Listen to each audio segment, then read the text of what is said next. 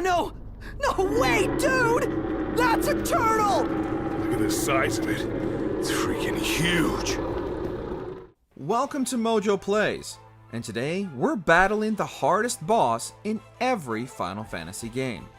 For this list, we'll be focusing only on the toughest mainline entry bosses, as the toughest bosses in spin-off games and remakes deserve their own list. Both endgame and optional bosses are eligible for this list, as long as they make taking them down the biggest challenge in the entire game. What was the hardest boss you faced in a Final Fantasy game, and how long did it take you to win? Let us know in the comments below. Before we continue, be sure to subscribe to our channel and ring the bell to get notified about our latest videos. Warmech, Final Fantasy. Super bosses have been a part of the Final Fantasy DNA since its very first iteration, but that's not the only thing that makes Warmech something special. Whereas most super bosses are easily found within the game, usually wandering around the map or within a certain play area, Warmech is a random encounter. And not only that, players only have a 3 in 64 chance of encountering this enemy in the first place, meaning you could go your entire playthrough multiple times and never get the beatdown this mech has waiting for you. Warmech even gets a preemptive strike, allowing him to devastate your party before the fight even begins. Magic attacks are all but useless, but can still deal damage in a pinch, but keeping your physical and melee attackers alive is one of the best strategies for achieving victory.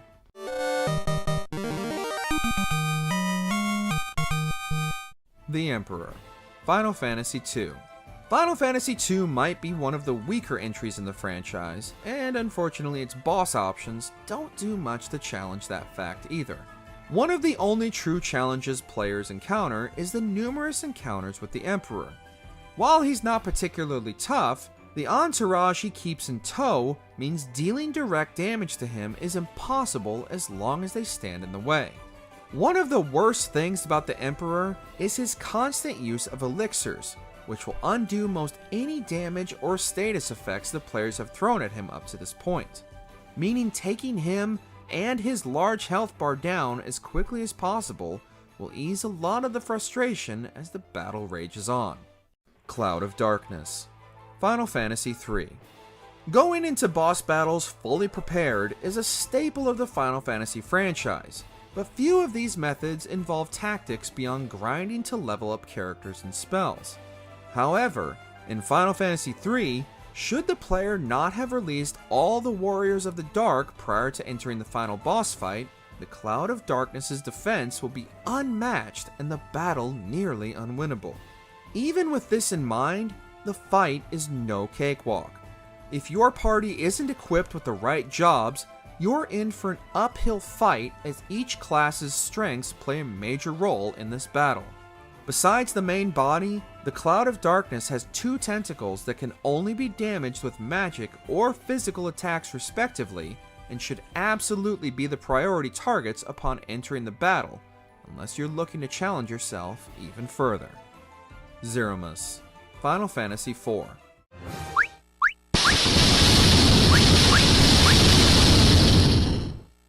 Final Fantasy games are renowned for their multi-stage bosses, but few can claim to continue the fight from beyond the grave.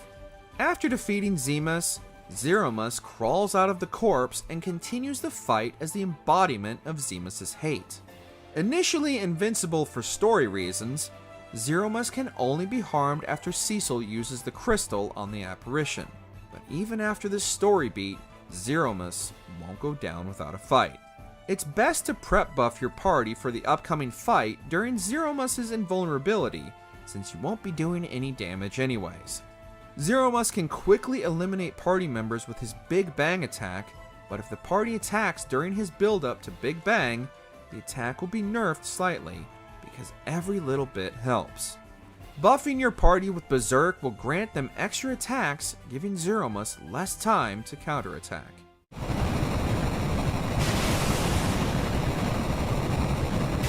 Exdeath and Neo Exdeath, Final Fantasy V.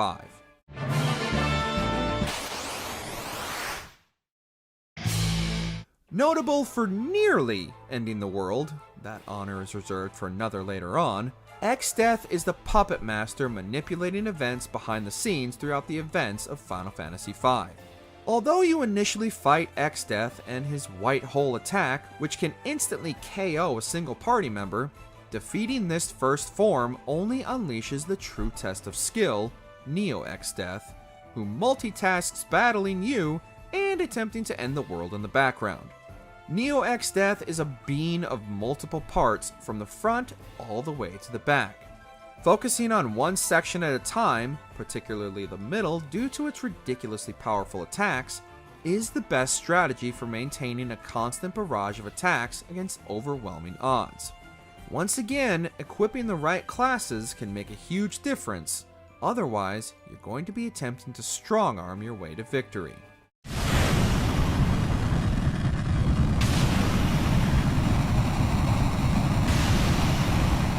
Kefka, Final Fantasy VI.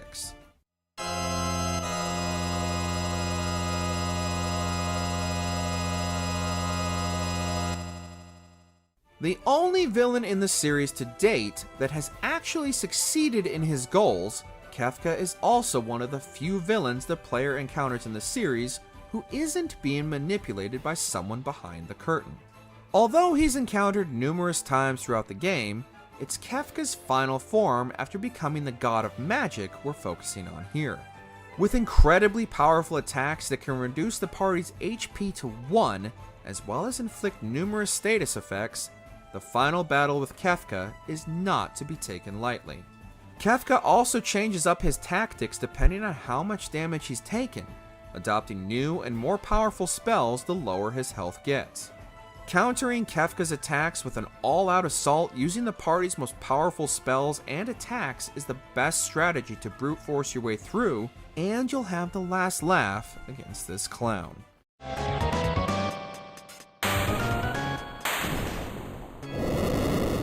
Emerald Weapon, Final Fantasy VII.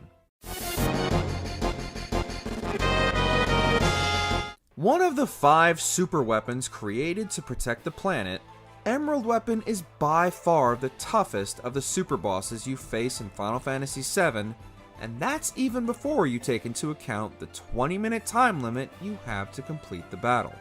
The Emerald Weapon waits in the depths at the bottom of the sea, which is only accessible by submarine. Yes, you have to actively seek out this fight.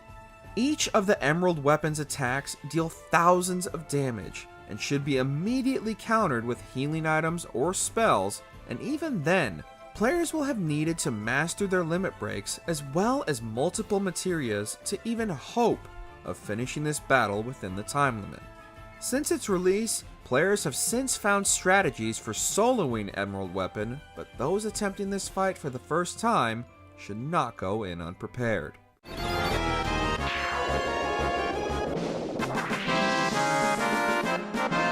Omega Weapon, Final Fantasy VIII.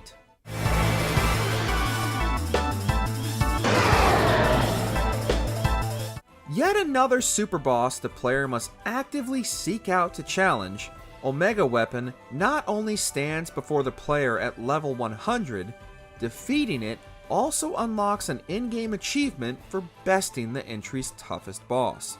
Much like Emerald Weapon, minus the time limit, Omega Weapon packs a punch, with most of its attacks being able to nearly wipe out your party in one go if unprepared. Mastering the game's often confusing junction system is key to victory, as is memorizing Omega's repeating attack pattern. Even with this in mind, maintaining a constant flow of attacks and limit breaks while keeping an eye on your party's health can become overwhelming, and all it takes is forgetting about just one of Omega's predetermined attacks to end up on the losing side of this battle.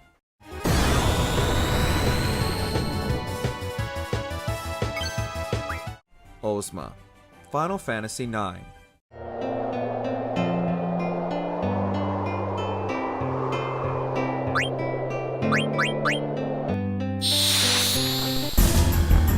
Widely considered one of the most challenging super bosses of the original Final Fantasy run before the turn of the century, The steps in order to even find and fight Ozma are just as difficult as the boss itself. Players must first complete the majority of hot and cold quests with their chocobo, as well as the friendly monster side quests to even land physical attacks on the orb.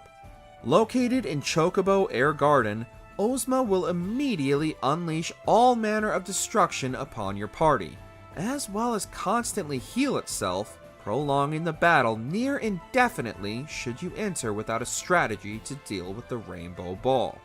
Ozma's attacks are unpredictable, and if its own MP is depleted, Ozma can absorb the magic points necessary to keep the battle going from your party. Upon defeat, Ozma will drop a complete pumice, allowing Dagger to summon her final Eidolon, Arc.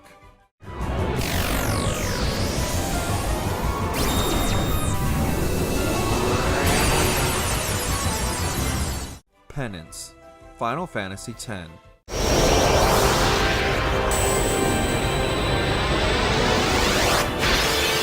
A super boss so powerful it wasn't even in the original version of Final Fantasy X released in the West until the HD remaster. Penance lives up to its name and exists only to punish those foolish enough to challenge it. Boasting a mind-blowing basic 12 million HP, in addition to its arms, which come equipped with a respectable 500,000 HP each, Penance will challenge even the most die-hard Final Fantasy fan. Penance's favorite attack is Judgment Day, which can hit every party member for 99,999 damage in one go. Like I said, punishing the player is its main goal here. The arms can deal physical damage as well as nullify any positive status effects the party has equipped, and in its final form, that's right, Penance is a multi-stage fight, it is virtually indestructible if the player doesn't bring the party's celestial weapons into this fight.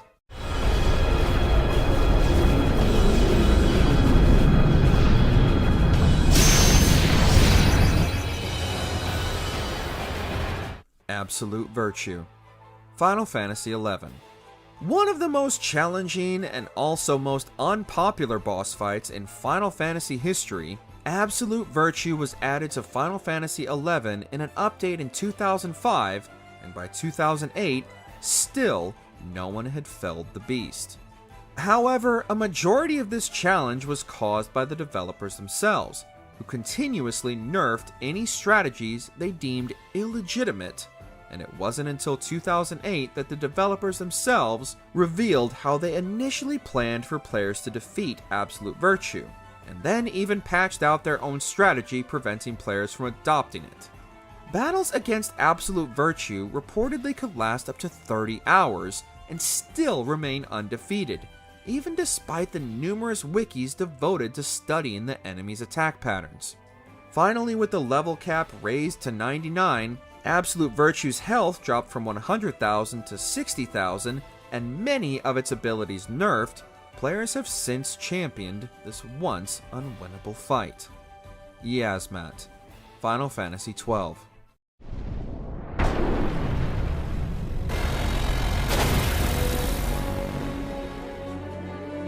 Seemingly not content with challenging online players of the franchise with near unwinnable boss battles, Final Fantasy XII introduced players to Yiazmat and its 50 million hit points that forced players into a battle that can take even high-level players upwards of an hour or more to complete. Maintaining a proper distance in this fight is essential, due not only to the area's traps, but should the player stray too far from the fight, Yiazmat will cast instant death on any challenger outside of its physical attack radius. Once Yiazmat's health is halved, all attacks against the foe for the remainder of the fight are reduced by a third, meaning the max damage the player can deal is reduced to only 7,000. The best strategy is to focus on combo weapons that can deal damage multiple times as opposed to brute force attacks. Long Yi, Final Fantasy XIII. Super Boss Long Yi stands before the player with 16 million hit points and an additional 1 million hit points in each of its front legs. Yeah, it's going to be another one of those kinds of fights. Resistant to both physical and magical attacks, Long Gi will also cast Doom on the party if the battle lasts longer than 20 minutes, as if things weren't stressful enough already. Spamming Eidolon summons can speed the battle along, as well as negate some of the damage Long Gi's magic attacks deal to the party. Once the party manages to stagger Long Gi and cause it to collapse, Long Gi still won't go down without a fight, dealing earth damage to anyone that happens to be standing too close. The Unending Coil of Bahamut. Final Fantasy XIV: A Realm Reborn. Checking back in on the online side of things, just the name the Unending Coil of Bahamut is enough to give even the uninitiated an idea of what type of battle they're in for. One of the first ultimate raids in Final Fantasy XIV, the Unending Coil of Bahamut is a challenge for those seeking something even more punishing than the extreme and severe difficulties. In a gauntlet series of battles that features Twintania, Naul Dus Darnus, as well as Bahamut Prime in rapid succession. The true battle begins once Bahamut Prime is defeated and casts Terror Flame to eliminate the entire party, only to resurrect them once again to continue the fight against all three combined in an unending cycle of torment. Even despite all of this, the developers seem to have learned their lesson, and the Unending Coil of Bahamut remains far more defeatable than Absolute Virtue did in its original form.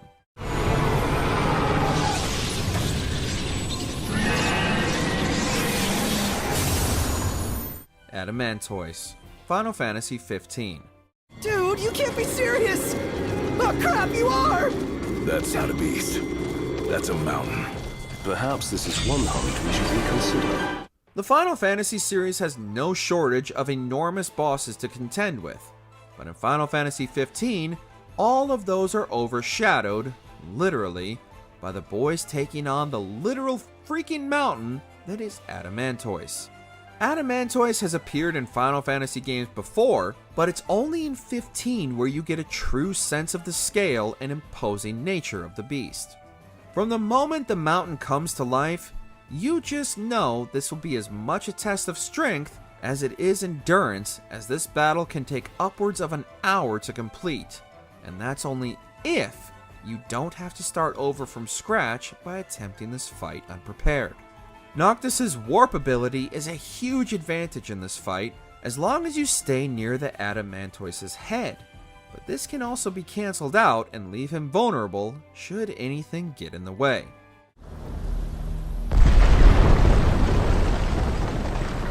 That took everything we had. You should be proud you gave it your all. I've got nothing left. Ultima, Final Fantasy XVI. On this, my sword I swear, to shield the Firebird's flame forevermore. While in many Final Fantasy games, those looking for a challenge will have to tread off the beaten path, Final Fantasy XVI saves its ultimate challenge for the end, with the appropriately named Ultima.